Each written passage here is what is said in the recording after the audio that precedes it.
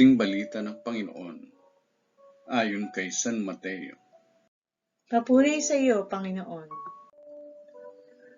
Noong panahong iyon, umalis sa mga Pariseyong naroroon at nag-usap-usap kung paano nila maipapapatay si Jesus.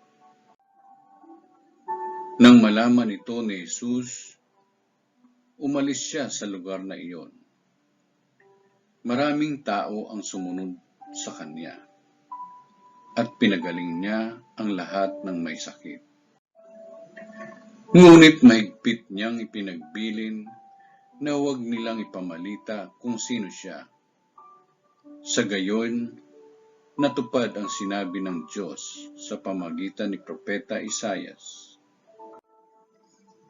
Narito ang lingkod ko na aking hinirang, ang aking minamahal at lubos na kinalulugdan.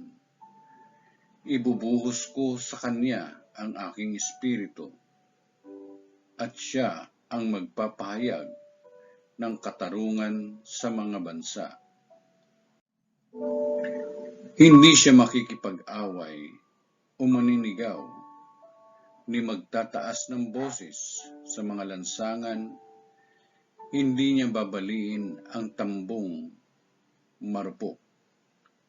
Hindi rin niya papatayin ang ilawang umaandap.